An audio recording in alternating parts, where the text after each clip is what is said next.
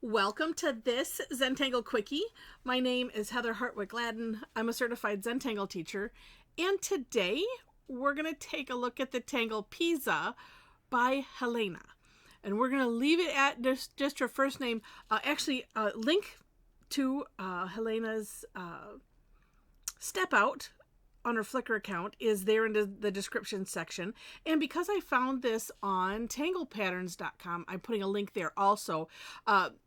And we've done one of hers before, I do believe, because I remember having a heck of a time trying to figure out how to pronounce the last name.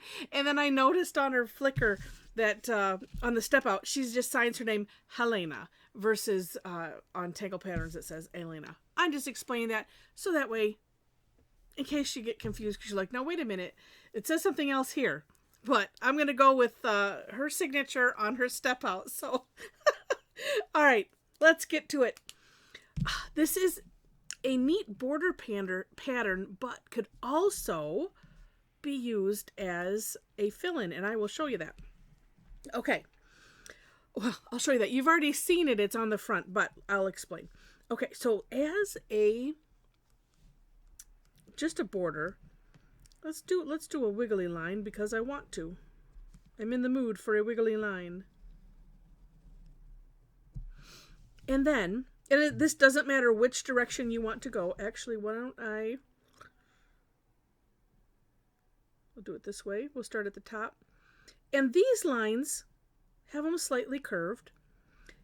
And of course, this gap, however far you want it, I'd have it, about not even a pen width apart. I was doing them bigger.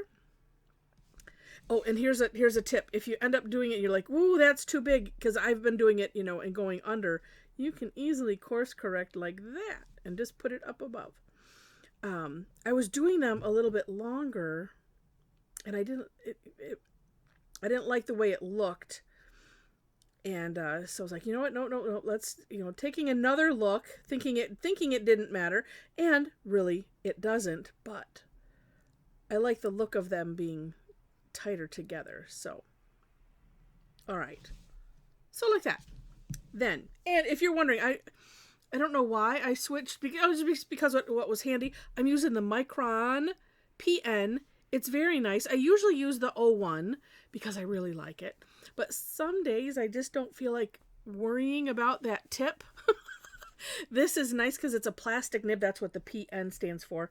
And you can press on it hard. So if you have a heavy hand and you have like I've turned several of my 01s into chisel points, and I end up just saving them and using them as fill-in, so that way I can at least use up the ink.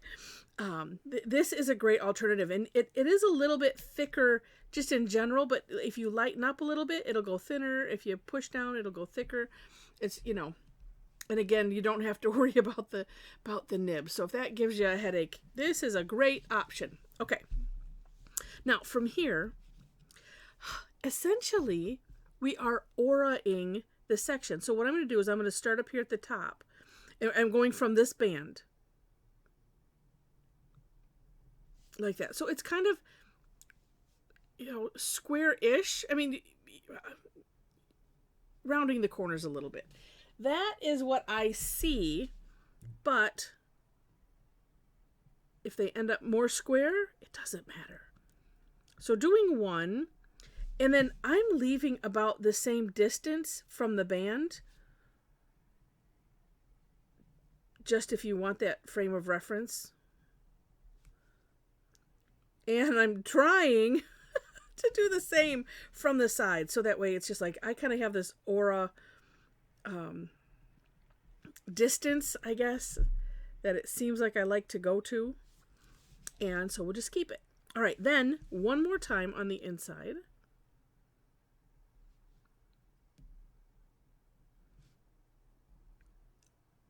One reason I like the 01 is just because it's finer, and like on this, I'm working smaller, so of course finer works better.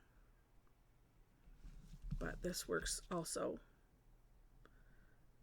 It's just not as fine.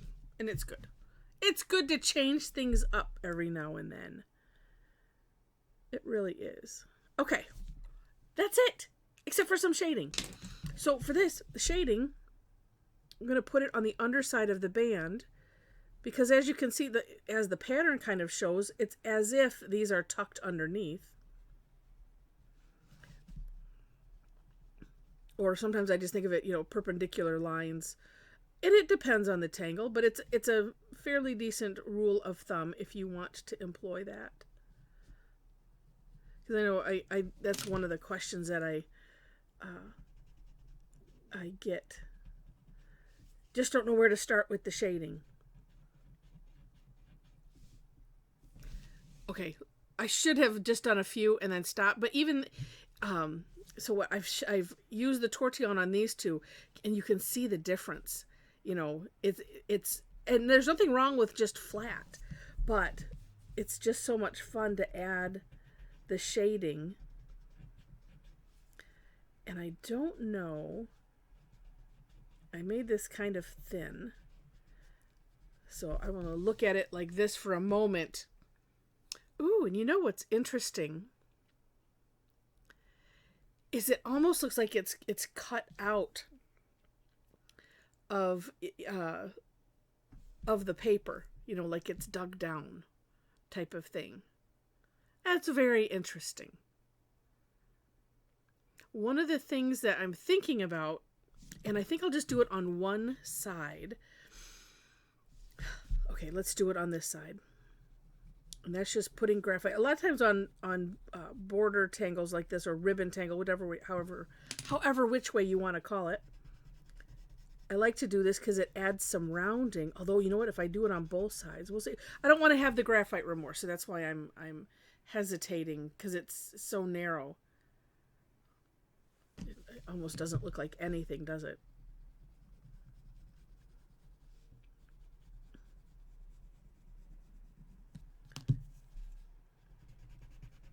And I just want some of the natural tile color to show, so that way there's some kind of effect, right? Why are we... Maybe we have a lot of buildup. That's better. Yeah, I think if I do the other side, it might be too much. I don't know. But you know what? I kind of like it that way. So I think I'll leave it. Now, hindsight, I could have done it a little bit thicker, but I don't know. It's just kind of neat the way it is. Now, I mentioned, I did, but I threw it on the floor. I mentioned that you could also use this as a fill-in. And before I show you that, when you look at Linda's step on Tangle Patterns, or the little thumbnail, I kind of copied hers because that's using it as a fill-in. But you could, and I could even on this one too. Or maybe I'll do it on the other one. This one we'll leave. Here it is as a fill-in. So one of the things that Linda did, and I'm like going, I didn't do that really on mine, but we have all this space. You can fill things in if you wish. I think I'm going to do it differently, of course. So for instance, I'm just going to do this outside part and just going maybe the one direction.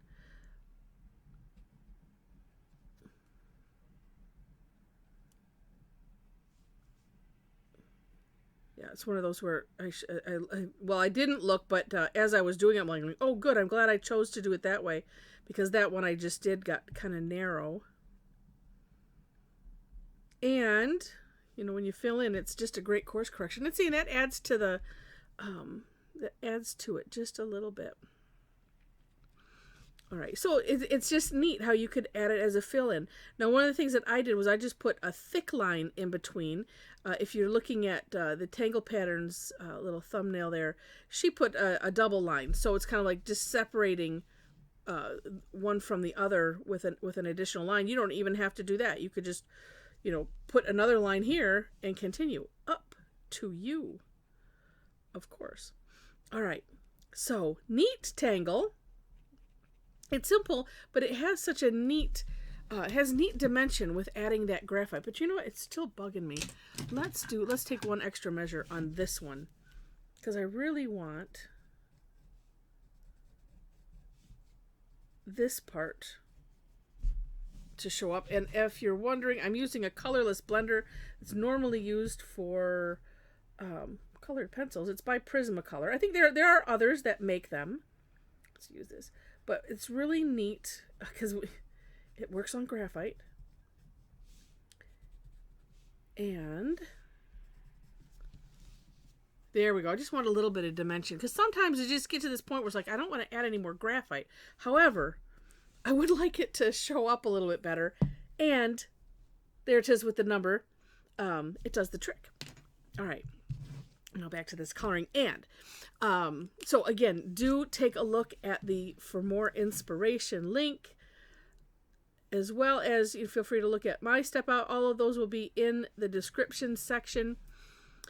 In that description section also. Oh wait, before I mention that, if you're enjoying this, and I hope you are, I would love it if you click the like button. That helps out a lot. And if you like it enough to see more, then subscribe to the channel if you haven't done so already. Would love to have you be a subscriber. I think that's that's good. Neat.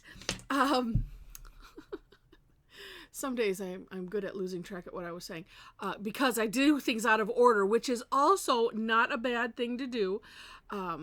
Keeps you on your toes. All right.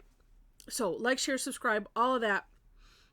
Description section besides the step outs. Ways to connect with me if you wish. I have links to my website where you can follow my blog, Facebook page where you can follow me there. Also, if you want to join in the conversation, I have a link to our Tangle Addicts Facebook community group. There are 4 questions that you have to answer in order to gain entry, just so you're aware. And website, right, yes. And just by the way, if you would like to join me online sometime to tangle, would love to have you. I do sessions on my time. I'm in Michigan, Tuesdays and Thursdays, generally, because it's we're coming up on December, and I am also a musician, so it gets a little bit hairy. I just decided I'm going to do something else with this. I do have some schedule changes, but I do put that on there. So we just shift days. We have to have our fix. We cannot go without our Tangle fix once or twice a week. So there we are. But most of the classes are free. Thursdays are always free. And Tuesdays, I have one of the Tuesdays is a free class. It's called Tough Tangle Tuesday. The other ones do have a fee, or actually one of them is a club member exclusive, because I do have a membership club. If you are interested in such a thing, would love to have you join us. Information is there on my site. But I always encourage everyone to join us for free and just, make sure that you like the content, you like the, what we produce, and,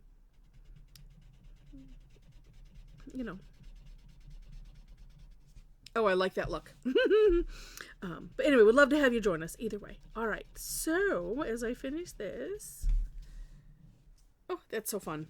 So fun. All right. Love it. All right. With that, thank you so much for watching, and I wish you happy tangling.